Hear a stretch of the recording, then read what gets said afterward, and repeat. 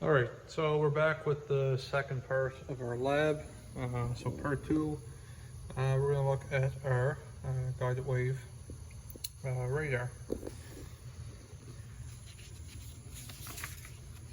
So, I'm sure you guys have the lab in front of you.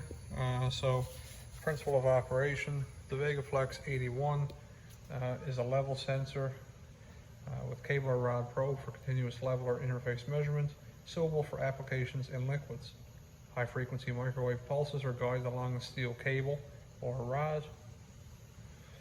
Upon reaching the product's surface, the microwave pulses are reflected, the running time is evaluated by the instrument and outputted as level. So we have this guy here, our VegaFlex 81. And this is our model right here, VegaFlex 81. Here's our faceplate. So this is our guided wave radar. All right. So we have power on, and as our probe is inserted into the tank, we'll have microwave pulses go down the length of the rod. When they hit a level, they're going to reflect back, bounce back up the rod to the transmitter. So there's a rough sketch. So we have some pulses coming down. Once they hit the level, they bounce back into the transmitter, and based on the calibration and specifications, the transmitter is going to output that as an output signal, so 4 to 20 milliamp out.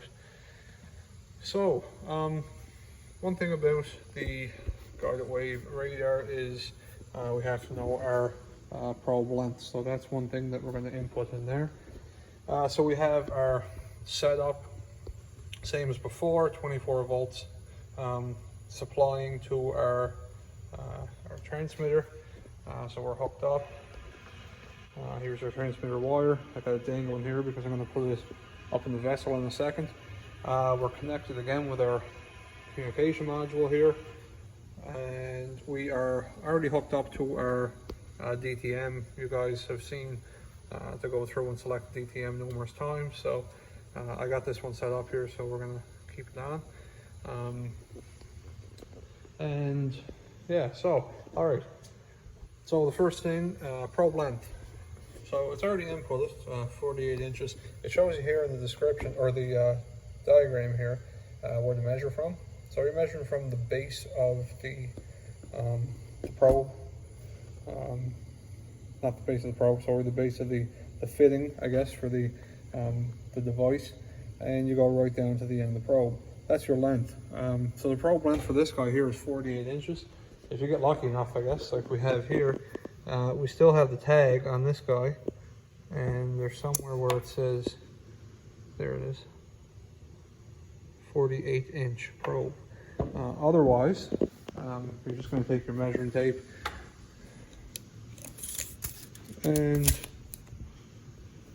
sorry, I gotta get something to hold my camera for next week.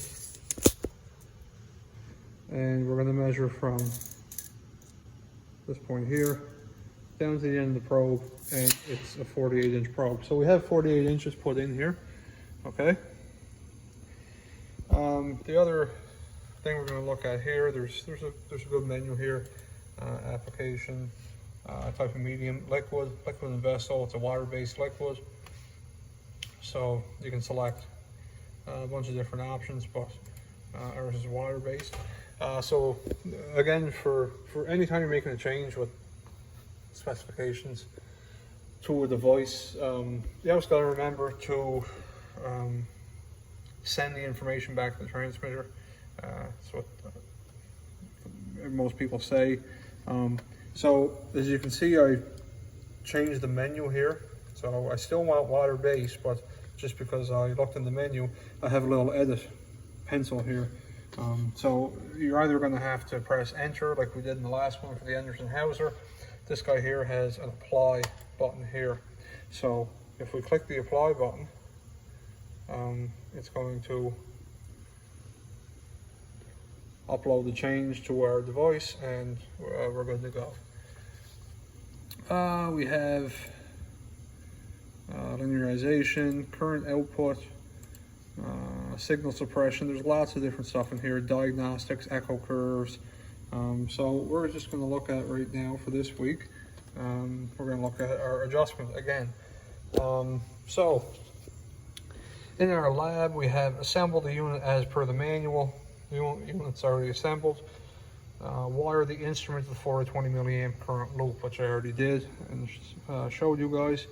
You're going to configure the instrument to a 2-point on the tank as indicated by the lab instructor.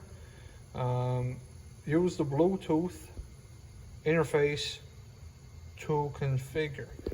So for these VegaFlex instruments, they have Bluetooth capabilities, so you can actually use apps on your smartphone, tablet, and so on.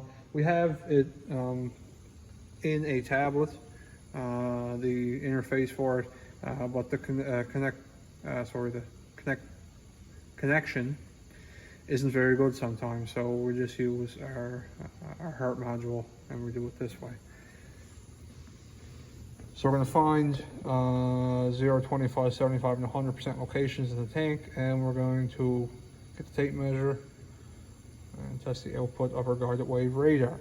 So I'm going to end this video. I'm going to start a new one. I'm going to put this guy up in the tank, and I'll show you guys when I'm done.